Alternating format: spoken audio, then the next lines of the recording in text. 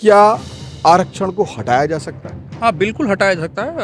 पहले मैं बता दूँ, भारतीय संविधान में जब संविधान सभा की डिस्कशन हो रही थी, कॉन्स्टिट्यूशनल असेंबली डिबेट, उसी टाइम ये आया गया था कि जो स्टेट जो है, यानी स्टेट जो आर्टिकल 12 है, उसमें सेंट्रल गवर्नमेंट भी है और स्टेट गवर्नमेंट भी, यानी केंद्र सरकार भी और राज्य सरकार भी। तो उस टाइम जो सोशली और एजुकेशनली जो बैकवर्ड थे, एससी और एसटी, उनके लिए स्पेशल लॉ बनाया गया था, आर्टिकल 15(4) और 16(4). लोग अम्बेडकर का हवाला देते हैं, मैं भी उसी अम्बेडकर साहब का हवाला देता हूँ। वो खुद कह रहे थे कि ये आरक्षण सिर्फ 10 साल के लिए टेम्पररी प्रोविजन है। आज भी आरक्षण टेम्पररी प्रोविजन है, हर 10 साल पर हम इसको एक्सटेंड कर रहे हैं अगले 10 साल के लिए। क्या ये रिव्यू करके एक्सटेंड करते हैं ऐसी फाइल? नहीं, वो एक फॉर्मेलिटी, करना तो रिव्यू चाहिए था, तो ये आरक्षण को हटाया जाता है। अब बड़ा सवाल यह है कि आरक्षण को हटाने के लिए आपको अमेंडमेंट करना पड़ेगा कॉन्स्टिट्यूशन में, फिर उसको सुप्रीम कोर्ट में चैलेंज करना पड़ेगा, क्योंकि आपका एक जजमेंट है M Nagaraj versus Union of India 2006 में, जिसमें ऑनरेबल सुप्रीम कोर्ट ने कह दिया कि आरक्षण जो है बिल्कुल बेसिक स्ट्रक्चर तो नहीं है, लेकिन ये बहुत मूलभूत है लोकतंत्र के लिए। तो आपको यहाँ पे जब चैलेंज होगा तो एम नागराज, चूंकि जजमेंट 5 जज बेंच है, तो आपको 7 जज बेंच का जजमेंट इस आरक्षण की अमेंडमेंट को अगर सुनेगी तो एटलीस्ट 7 जज बेंच को सुनना पड़ेगा। तो आज के डेट में अगर हम बात करें तो ये है कि आपको प्रमोशन में भी आरक्षण मिलेगा, नौकरी में भी आरक्षण मिलेगी, सब्सिक्वेंट बेनिफिट्स में भी आरक्षण मिलेंगे। ये सरकार का हटाना मुश्किल लग रहा है, लेकिन ये अच्छा पहल है कि इस पर डिस्कस हो और एक पार्लियामेंट। मुश्किल लग रहा है, मुझे नामुमकिन लग रहा है। हाँ, मुझे इसलिए मुश्किल लग रहा है कि नहीं हो पाए। देश में आज एक मुद्दा बहुत बड़ा हो गया है, खासतौर से सीजेपी प्रोटेस्ट के बाद।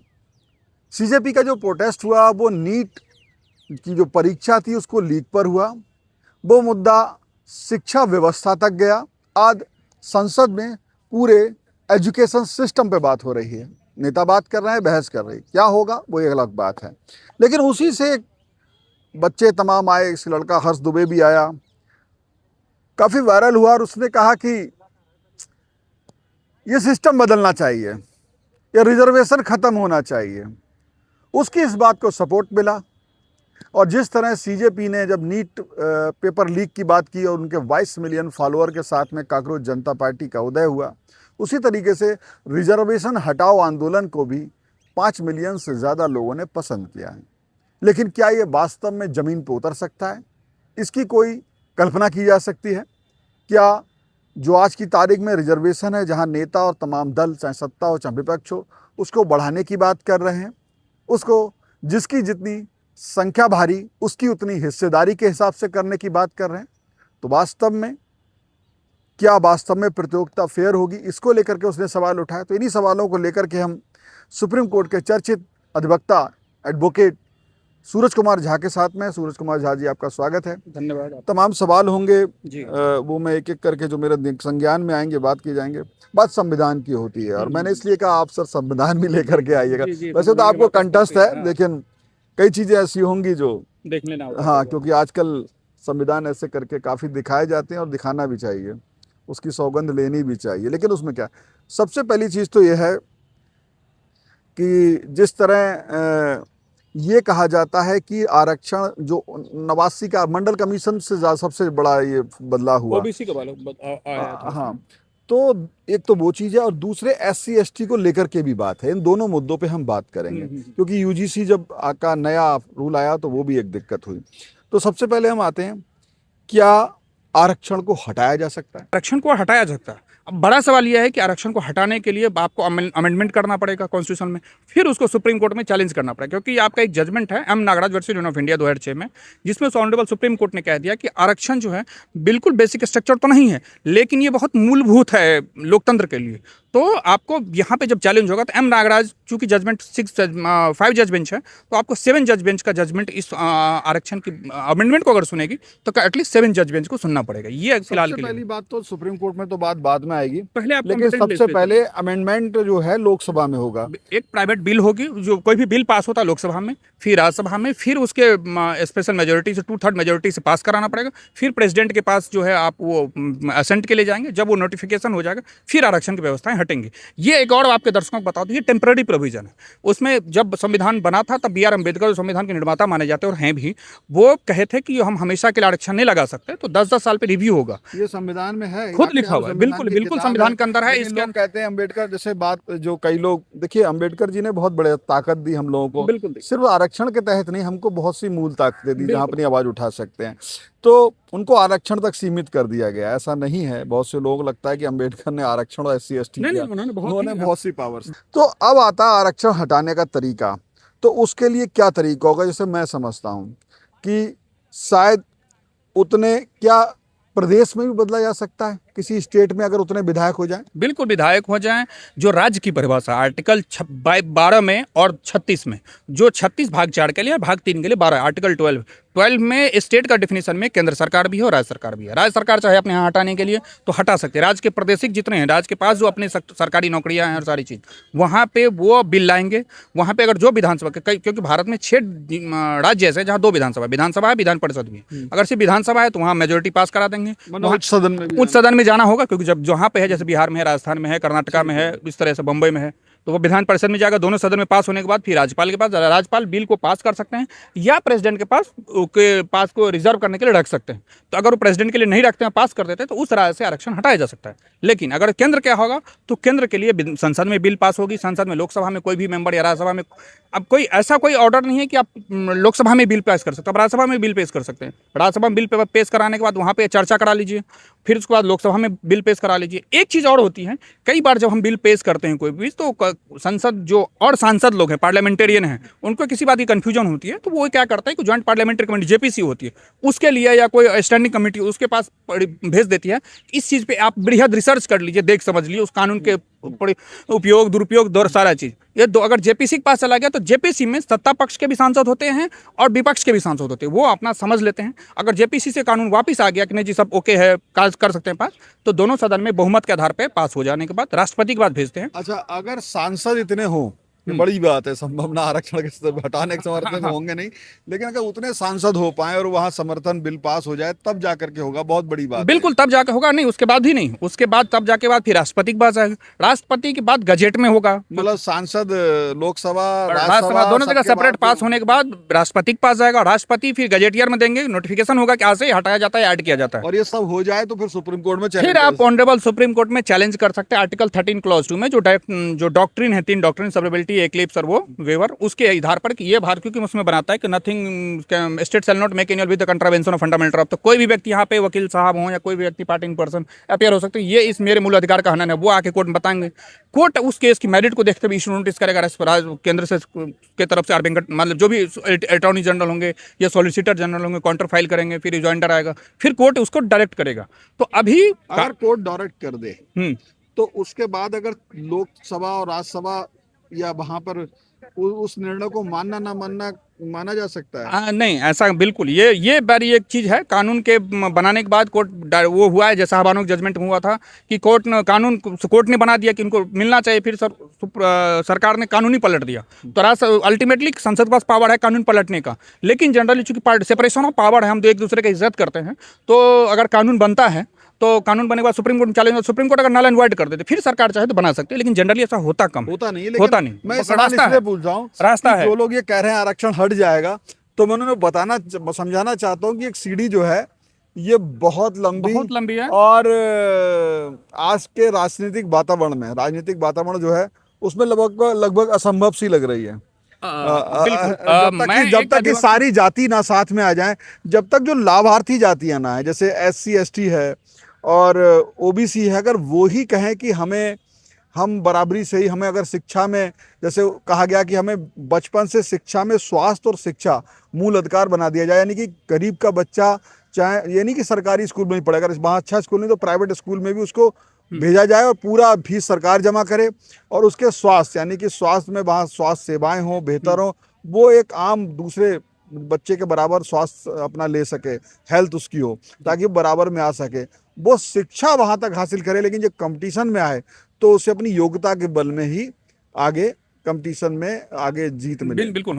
बिल्कुल आपके लिए सारी जातियां हैं तभी बिल्कुल, लेकिन मैं मानता हूं व्यक्तिगत तौर पर, अगर आप मेरे से पूछेंगे तो मैं चूंकि एक उच्चतम न्यायालय का वकील हूं, यहाँ पे मुझे कानून की विद्यार्थी होने के नाते कानूनी रास्ता मैंने आपको बता दिया कैसे हो सकता है, राज्यसभा लोकसभा में पास होना, प्रेसिडेंट और फिर सुप्रीम कोर्ट, फिर चैलेंज, रिव्यू पिटीशन।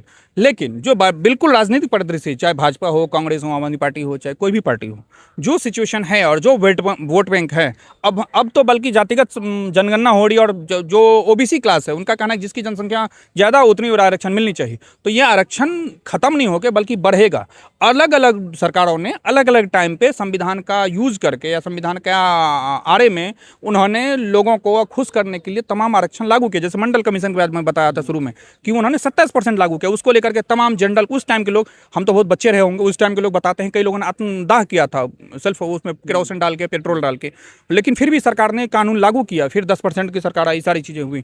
और जब जब सरकार ने अगर थोड़ी कोशिश भी करेगी तो कोई ना कोई ऐसा आके अड़ंगा लग जाता है और सर इवन संसद के अंदर ही। और दूसरी बात जो सबसे बहुत जरूरी कहा कि आरक्षण का लाभ ओबीसी और एससी एसटी को मिलना चाहिए।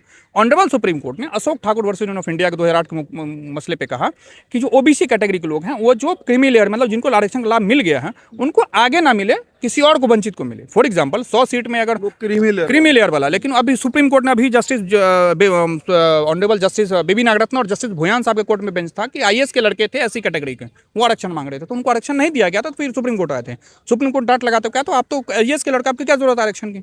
मेरा आपके वीडियो के कहने के चैनल के माध्यम से लोगों का कहना यह है कि जिनको मिल गया वो एटलीस्ट छोड़ें, ताकि आप ही के लोगों के बच्चे और जो बचे हुए लोग हैं जिनकी संख्या ज़्यादा है वो एटलीस्ट है। इसमें अभी क्या हो रहा है, मलाई वो खा रहे हैं जो खाते आ रहे हैं।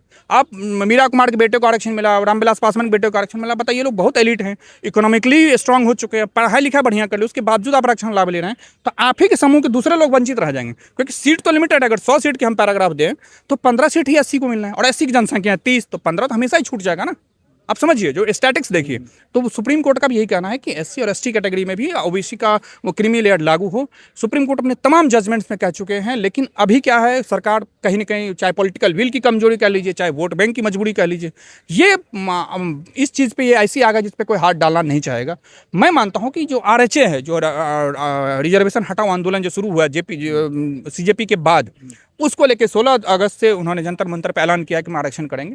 ये एक बार जोर रिवाइज होना चाहिए। एक सबसे बड़ी चीज़ जो मैं बोलूँगा, लोग अंबेडकर का हवाला देते हैं, मैं भी उसी अंबेडकर साहब का हवाला देता हूँ। वो खुद कह रहे थे कि ये आरक्षण सिर्फ 10 साल के लिए टेम्पररी प्रोविजन है। आज भी आरक्षण टेम्पररी प्रोविजन है, हर 10 साल पर हम इसको एक्सटेंड कर रहे हैं अगले 10 साल के लिए। रिव्यू करके एक्सटेंड करते हैं ऐसी नहीं, वो एक फॉर्मेलिटी करना तो रिव्यू चाहिए था। आपको ये असेसमेंट होना चाहिए कि हमने आपको इतनी लाभ दी। कहा मैंने तो कभी एग्जैक्टली वो होता कुछ नहीं है। जेपीसी के पास जाती है, ज्वाइंट पार्लियामेंट्री कमेटी संसद के अंदर, वो कहती है कंटिन्यू करो उसको। किस देखिए, चाहे पक्ष हो चाहे विपक्ष हो, आना सबको सरकार में। आज भाजपा है तो किसी को कल को कांग्रेस को आना है, तो दोनों मिली भगत हैं, दोनों एक ही थाली के दो अलग अलग तरह के लोग हैं। तो वो कभी नहीं हटाएंगे कि कोई, क्योंकि अपने सिर में क्या उसको दाग या कह लीजिए अपने सिर में पॉलिटिकल नुकसान कोई नहीं लेना चाहेगा। तो इसीलिए आप गौर करेंगे तो आरक्षण दोनों सरकारों ने, मैं अभी भी कह रहा हूँ, जब वाजपेयी जी तब भी आरक्षण था, जब मनमोहन सिंह थे तब भी आरक्षण था, और आरक्षण तभी भी रहेगा जब चाहे योगी आदित्यनाथ था। तो सामान्य जाति के बच्चे जो चीख रहे हैं या जो भी बता रहे हैं कि हमें मौका नहीं मिलता है, तो ये ऐसी चीखते रहेंगे। बिल्कुल। मैं एक जजमेंट में, ऑनरेबल सुप्रीम कोर्ट का जजमेंट है, AIIMS student union versus AIIMS, just 2002 का जजमेंट है। जस्टिस आरसी लोहाटी हैं चीफ जस्टिस, उन्होंने बहुत अच्छी बात कही थी कि आरक्षण जो बनाया गया था, पर्पस वो बनाया गया था एडमिशन हो जाए, आपको एक लेयर में आ जाए, फिर आप पढ़ें और फिर जो है वो चीज़ें आपकी काबिलियत, जब आप एक बार एंट्री हो जाए तो हर लेवल पर नहीं मिलना चाहिए। वो मैटर ये था कि एम्स के अंदर जो एमएस जो कोटा होता है मेडिसिन में, जो एमडी एमएस की पढ़ाई होती है, जो मास्टर लेवल की पढ़ाई होती है, मास्टर इन मेडिकल साइंस और एमडी सर्जरी वाला, उसमें आरक्षण को लेकर कुछ लोग आए थे। तो ऑनरेबल सुप्रीम कोर्ट का नहीं, आपको एमबीबीएस में आरक्षण मिलेगा, एमएस और एमडी में नहीं मिलेगा, क्योंकि अगर हम आरक्षण हर जगह लागू करेंगे तो कहीं ना कहीं मेरिट कंप्रोमाइज होगी। आज इसीलिए मैं विवाद अभी बोलूंगा तो लोग मिलता है नहीं, अब उसके बाद सरकार ने कानून बदल दिया, अभी एमएस में मिलने लगा है, तब नहीं मिलता। तो मैं तब की 2002 की जजमेंट की बात करूँ, 24 साल पहले, तब जो है सरकार, तब लोहाटी साहब ने कहा था कि समय सही समय आ गया। और आर वेंकट चलैया कमेटी भी बनी थी 2002 में, क्योंकि working of a review of A Indian constitution, यानी 50 साल जब भारत के संविधान को हो गया था 1950 से लेकर 2000 तक में 50 साल हुए, तो 50 साल में एक कमेटी बनी थी, 9 बड़े बड़े, उसमें chief justice of India M N Venkatachaliah थे, बहुत बड़े लीगल स्कॉलर, उनकी एक रिव्यू कमेटी आई थी कि आप ये देखें कि हमने 50 साल में क्या क्या अचीव किया। उसमें भी एक चीज़ आया है रिकमेंडेशन कि आरक्षण को रिव्यू करने की जरूरत है, स्पेशली जो क्रीमी लेयर हो गए हैं या जो चीज़ें हैं, आर्थिक आधार पर आरक्षण का जोर तब भी दिया गया था, आज भी दिया गया है। मेरा ये मानना है कि जो ओबीसी का 27% का आरक्षण है उनको कम करके आप एसटी कैटेगरी का आरक्षण को बढ़ाइए। मैं इस बात को मानता हूँ। कारण क्या है, अगर आप अभी भी यूपी, बिहार, छत्तीसगढ़, तेलंगाना, उड़ीसा के बहुत ट्राइबल इलाके में जाएंगे तो बहुत से ट्राइबल जिनको, क्योंकि अब पूरे आरक्षण का सिर्फ 7.5% उनको मिलता है, वो अभी भी मेन स्ट्रीम में नहीं जुड़े, उनको बेसिक खाना नहीं है, पानी खाना नहीं है, बहुत सारी चीजें। नहीं, उसकी वजह देखिए दो चीजें हैं।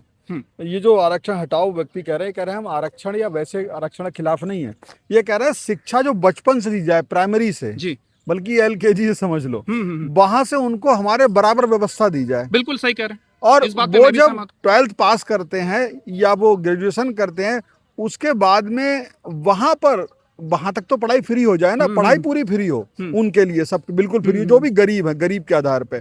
और जब कंपटीशन हो, चाहे एडमिशन का कंपटीशन हो, चाहे रोजगार का कंपटीशन हो, वहां पर सिर्फ योग्यता, डिजर्व, उन्होंने कहा कि support to deserve not reserve. बिल्कुल, ये बात बिल्कुल सहमत है और इस बात पे मैं भी उनको सिद्धांतिक तौर पे उनके साथ हूँ। ये बहुत अच्छी बात है कि शुरू से लेकर पढ़ाई तक आप एक साथ रहिए, फिर उसके बाद नौकरी में। लेकिन अफसोस की बात यह है कि यही हमारा संविधान SC और ST और OBC कैटेगरी के लिए 16(4)(4)A और 16(4)B की बात करता है। वो ये बताता है कि प्रमोशन में, सब्सिक्वेंट बेनिफिट्स में और आफ्टर रिटायरमेंट में भी आपको ज्यादा प्रायोरिटाइज मिलेगा। तो प्रमोशन में भी बिल्कुल है, प्रमोशन में 16(4) है तो यही प्रमोशन की बात करता है। प्रमोशन की आपने जैसे बताया कि एक एम्स का मामला आया और सुप्रीम कोर्ट ने आदेश दे दिया कि भाई नहीं मिलेगा, फिर सरकार ने उसको सुप्रीम कोर्ट के आदेश को क्या माना, कानून बना दिया, कानून बना दिया। यही दिक्कत है सरकार के। मैं तभी कह रहा हूँ कि सैद्धांतिक तौर पे कानून का होना और सरकार का पॉलिटिकल विल होना दो अलग अलग बातें, ये समझिए हमेशा। सरकार का पॉलिटिकल बिल का मतलब जनसंख्या, विल मतलब वोट। हाँ, वोट। अरे मैं उससे मतलब क्या, वोट बना, वोट से विधायक बने, सांसद बने,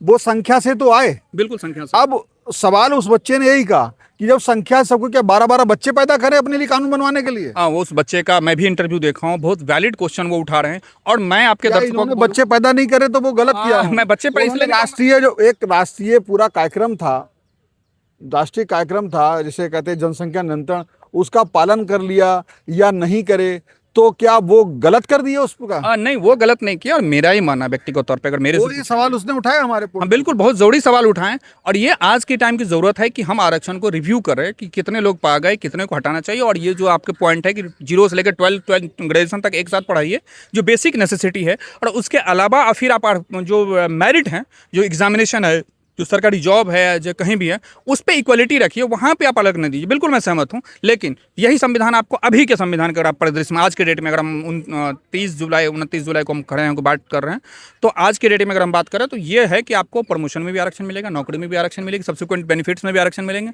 ये सरकार का हटाना मुश्किल लग रहा है, लेकिन ये अच्छा पहल है कि इस पर डिस्कस हो और एक पार्लियामेंट। मुश्किल लग रहा है, मुझे नामुमकिन लग रहा है। हाँ, मुझे इसलिए मुश्किल लग रहा है कि नहीं हो पाएगा। ईमानदारी से बताऊं, मैं किसी का हिम्मत नहीं हार। एक चीज लास्ट में कहूँ, जो मेरी अब इसमें मेरी SC ST के लोगों से बात हुई और भी लोगों से बात हुई, तो उन्होंने कहा कि देखिए सिर्फ यहाँ पे आर्थिक आधार नहीं है, हमें कई तरह के जातीय भेदभाव का शिकार होना पड़ता है।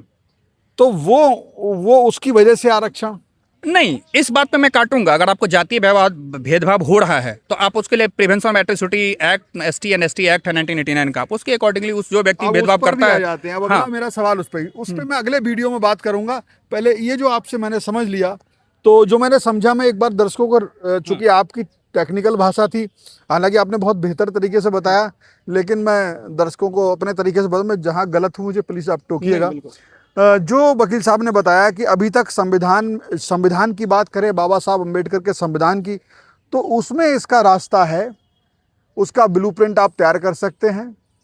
संविधान के रास्ते पे चलते हुए आप जो है आरक्षण हटाने का तरीका है, लेकिन वो तरीका जो है वो बहुमत से है। बहुमत, स्टेट में बहुमत, विधानसभा में बहुमत, लोकसभा में बहुमत, राज्यसभा में बहुमत, विधान परिषद में बहुमत। उसके बाद अगर विधानसभा है तो बहुमत से वो बिल आपका जो भी ये कानून बनाए आप वो पास हो, उसे राज्यपाल पास करे। राज्यपाल नहीं करें, जाहिर सी बात, आप आमतौर पर देखा होगा, अगर सरकार, केंद्र की सरकार नहीं चाहेगी तो राज्यपाल उसे नहीं कर पाएंगे। तो जाहिर सी बात वो राष्ट्रपति के राष्ट्रपति वही करेंगे जो केंद्र सरकार चाहेगी, जो हम देखते आ रहे हैं। लिहाजा लोकसभा में बहुमत चाहिए होगा, लोकसभा में बहुमत चाहिए होगा, राज्यसभा में पास हो, दोनों में पास हो जाए, फिर राष्ट्रपति पास करें। उसके बाद आपके सामने आएगा ये पीछे जो बिल्डिंग है सुप्रीम कोर्ट, यहाँ पर उसको सभी वो लोग जो उसके लाभार्थी होंगे पुराने कानून के, जो यानी कि सब में जो आरक्षण हटाओ के खिलाफ होंगे, वो इस सुप्रीम कोर्ट आ सकते हैं। सुप्रीम कोर्ट अगर समझेगा कि आरक्षण हटाना गलत है तो फिर वो निर्णय दे सकता है। फिर उसमें जो लोग होंगे वो सुप्रीम कोर्ट के भी निर्णय को अगर ना माने तो उसके लिए उन्हें फिर से कानून बनाना होगा, और वैसे ही बनाना होगा जैसे कई बार कर चुकी लोकसभा। सावनो वाला मामला था, आपने एम्स वाला यूनियन वाला केस बताया, वहां आरक्षण सुप्रीम कोर्ट ने मना किया, लोकसभा में दे दिया। दूसरी एक वीडियो जो बनाऊंगा उससे बताऊंगा कि SC/ST एक्ट को एक उसके लिए भी हाँ पढ़ता सुप्रीम कोर्ट ने, लेकिन इसी भाजपा सरकार की बात करूं, बाकी छोड़ दीजिए आप किसी को कहें, उसी सरकार में उसके लिए कानून फिर से बनाया, उसमें मैं अगले वीडियो में बात करूंगा। फिलहाल इस वीडियो में इतना ही। आप क्या समझते हैं कि ये जो आंदोलन तमाम सोशल मीडिया पे चल रहा है, या हर्ष दुबे जैसे कुछ लोग या कुछ और लोग चला रहे हैं, 5 मिलियन फॉलोअर हो गए सोशल मीडिया पे, क्या सोशल मीडिया पे इस तरह से कोई आंदोलन ऐसा चलाया जा सकता है?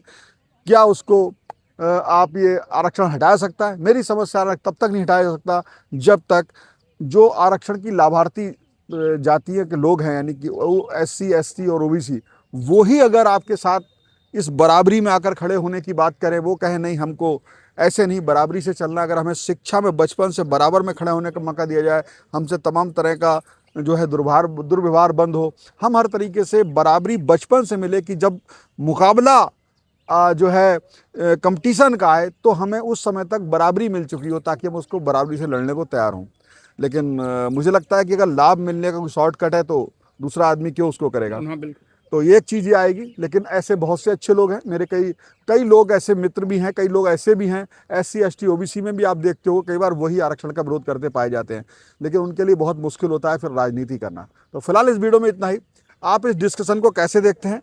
आपको लगता है कि आरक्षण हटाया जा सकता है या नहीं लगता है? कभी भी नहीं हटाया जा सकता? तो आप कमेंट कीजिए, और आपके पास कोई ब्लूप्रिंट है हटाने का, आपको लगता है तो वो भी कमेंट में बताइए। आप अपनी बात रखना चाहते हैं तो कमेंट में अपना नंबर दीजिए, और या फिर अपना मेल दीजिए, मेल एड्रेस दीजिए, हम आपसे संपर्क करेंगे, आपके ग्रुप से संपर्क करेंगे। 10, 20, 50 लोग हैं, अगर कहना चाहते हैं, कोई संगठन है आपका, तो आपकी बात भी रखें। फिलहाल वीडियो में इतना ही। कैमरा पर्सन ध्रुव के साथ Shivendra Gaur, One India, Delhi. Subscribe to One India and never miss an update. Download the One India app now.